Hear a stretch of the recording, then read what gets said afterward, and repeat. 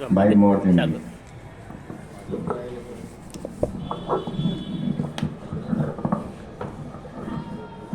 सर्वप्रथम विश्व को शांति का संदेश देने वाले तथागत बुद्ध के चरणों में नमन, संत रविदास जी महाराज के चरणों में नमन, जिन्होंने अपने दोहा चौपाई में कहा है कि ऐसा चाहूं राज में जहां मिले सबन को अन्न, छोटा बड़ा सब सम बसे रविदास रहे प्रसन्न। शिक्षा के अग्रदूत राष्ट्रपिता ज्योतिराव फुले साहब के चरणों में नमन, माता सावित्रीबाई फुले के चरणों में नमन, माता फातिमा शेख के चरणों में नमन, छत्रपति साहू जी महाराज के चरणों में नमन, परम पूज्य डॉक्टर बाबा साहब अम्बेडकर जी के चरणों में नमन। बाबा साहब डॉक्टर अम्बेडकर जी के बाद इस देश में सोए हुए समाज को जगाने वाले माननीय कांसीराम साहब के चरणों में नमन। आयरन लेडी बहन जी के जन्मदिन पर पधारे हुए सभी महानुभावों का हार्दिक अभिनंदन और स्वागत करता हूं। साथियों, इस देश के अंदर हमारे महापुरुषों ने जो शोषित पीड़ित समाज को शिक्षा और सम्मान दिलाने के लिए जो मुहिम चलाई थी, जो राष्ट्रपिता ज्योतिराव फुले साहब और माता सावित्रीबाई फुले के द्वारा 1848 से इस देश में क्रांति की और देश में शिक्षा का सूर्य उदय हुआ था। इस आंदोलन को 1848 से 1890 तक ज्योतिराव फुले और माता सावित्रीबाई फुले ने इस देश के शोषित पीड़ित समाज को शिक्षा के माध्यम से और सत्यशोधक समाज के माध्यम से जगाया था। 1890 के बाद छत्रपति साहू जी महाराज ने 1922 तक इस देश में इस आंदोलन को आगे ले जाया गया था। छत्रपति साहू जी महाराज जी के बाद इस देश में 1922 के बाद भारत रत्न विश्व में सिंबल ऑफ नॉलेज डॉक्टर बाबा साहब अम्बेडकर जी ने 1922 से इस संपूर्ण भारत का भविष्य बनाने के लिए इस देश के तमाम उन महापुरुषों से इस देश में जो समाज सुधारक का काम हुआ था उस सभी को संपूर्ण रूप से विधिवत तरीके से संविधान के अनुरूप इस देश को सुचारू करने के लिए इस देश में जो कार्यक्रम बाबा साहब ने अपने जीवन में किया था, इसमें पहला भारत सुधार अधिनियम 1919 बना, जिसमें बाबा साहब अम्बेडकर जी ने हमारे देश के तमाम उन लोगों को थोड़ा बहुत अधिकार दिलाया और अंग्रेजों से ये मांग की कि आप लोग हमारे देश में 150 वर्षों से शासन कर रहे हैं, लेकिन मेरी नजरों में आप शासन करने के योग्य नहीं हैं, आप अयोग्य हैं। इस बात को अंग्रेजों ने पहली बार किसी भारतीय के मुंह से सुना कि हम पर कोई आरोप लगा रहा है कि हमने इस भारत में अच्छा शासन नहीं किया। अंग्रेजों ने बाबा साहब से कहा कि अम्बेडकर जी, हमारे द्वारा शासन चलाने में क्या कमी रह गई, आप वो बताएं। बाबा साहब अम्बेडकर जी ने कहा कि भारत में महिला को शिक्षा नहीं मिलती, महिलाओं को सम्मान नहीं मिलता, इस देश में SC ST OBC समाज को शिक्षा नहीं मिलती, उनको सम्मान नहीं मिलता, उनको अधिकार नहीं मिलता। तब बाबा साहब अम्बेडकर जी ने इस बात की संपूर्ण जानकारी अंग्रेजों को दी और अंग्रेज इस बात पर चिंतन करने के लिए तैयार हुए। बाबा साहब अम्बेडकर जी को कहा कि आप लोग हमें इस बात पर स्पष्टीकरण दें, कुछ तथ्य बताएं।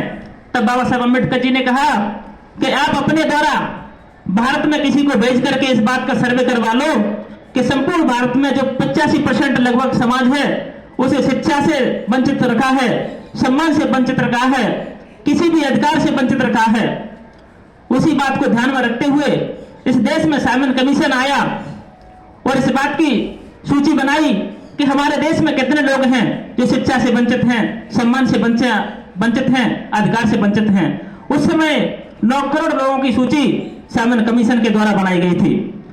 उन 9 करोड़ लोगों को बाबा साहब अम्बेडकर जी ने उसी समय कपड़ा, रोटी और मकान और शिक्षा और शासन प्रशासन में हिस्सेदारी दिलाना तय कर दिया था।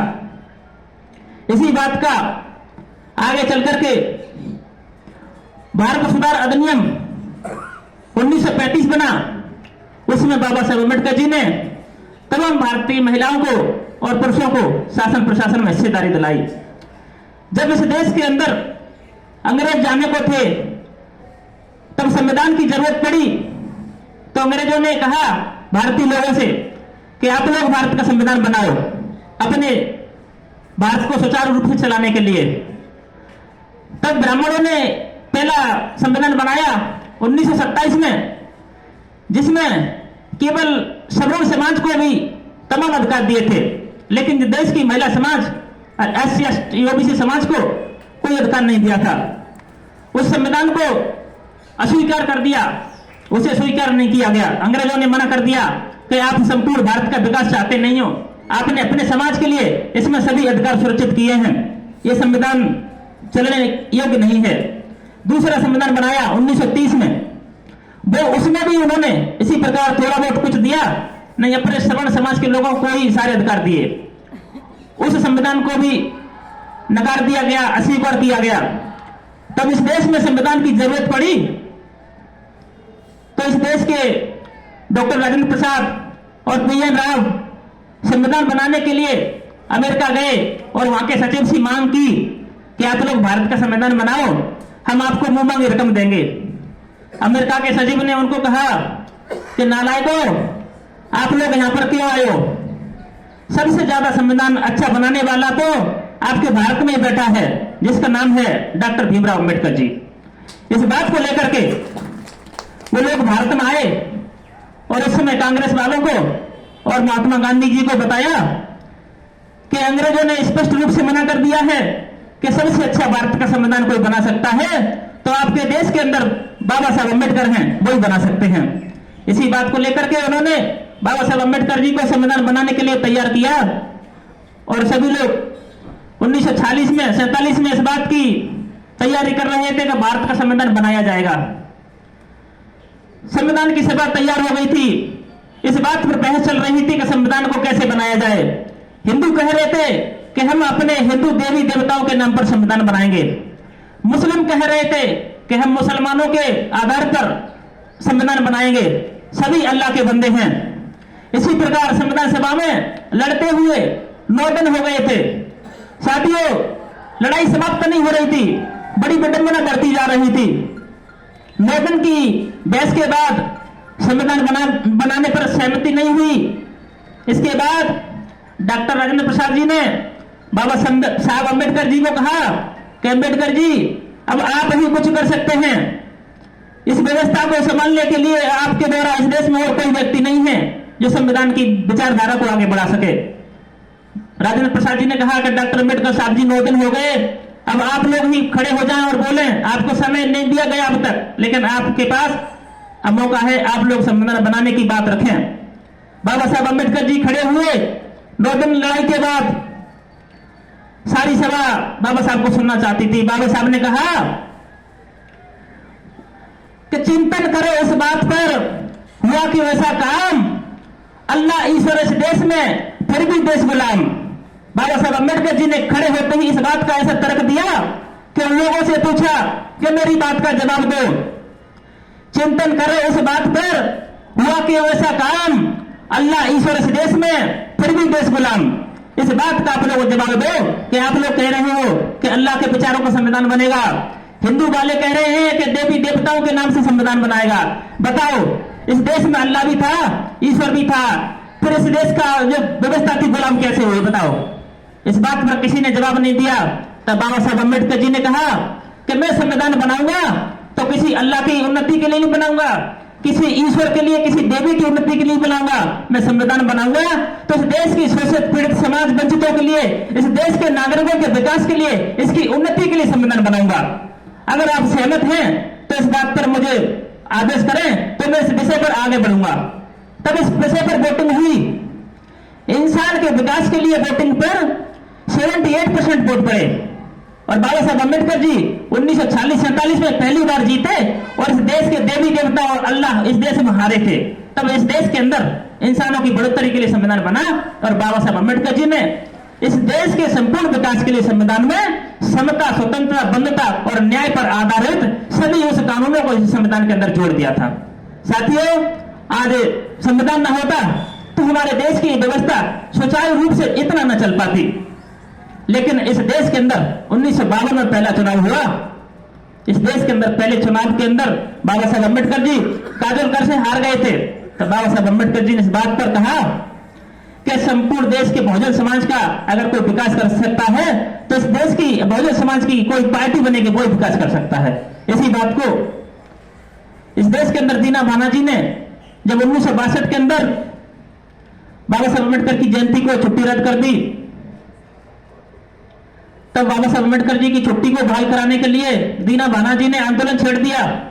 उसी आंदोलन को देखते हुए साहब कांशीराम जी ने दीना भाना से पूछा कि भैया आप लोग आंदोलन क्यों कर रहे हो? तो दीना भाना जी ने कहा कि मैं आंदोलन इसलिए कर रहा हूं कि इस भारत का भाग्य बनाने वाले परम पूज्य डॉक्टर बाबा साहब अम्बेडकर जी की जयंती की छुट्टी कांग्रेस सरकार ने रद्द कर दी है, मैं इसको बहाल कराने के लिए आंदोलन कर रहा हूं। साहब कांशीराम ने कहा कि अम्बेडकर जी का तुम्हारे बाप था क्या?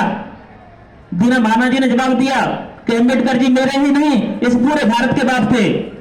इसी बात को उन्होंने बाबा साहब अम्बेडकर जी के परिनिर्माण दिवस पर सुना था।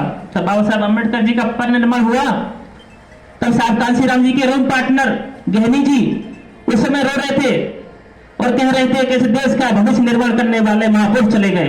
तब साहब कांशीराम जी ने उनको पूछा कि भैया आज तुम क्यों रो रहे हो? गहनी जी ने जवाब दिया, साहब कांशीराम ने पूछा कि भाई तुम क्यों रो रहे हो? गहनी जी ने जवाब दिया कि इस देश का भविष्य निर्माण करने वाले महापुरुष चले गए। तभी उन्होंने यही कहा कि भाई अम्बेडकर जी के तुम्हारे बाप थे क्या? वो जानते नहीं थे साहब कांशीराम बाबा साहब को, लेकिन उन्होंने एक किताब पढ़ी थी एले हेलन और कास्ट।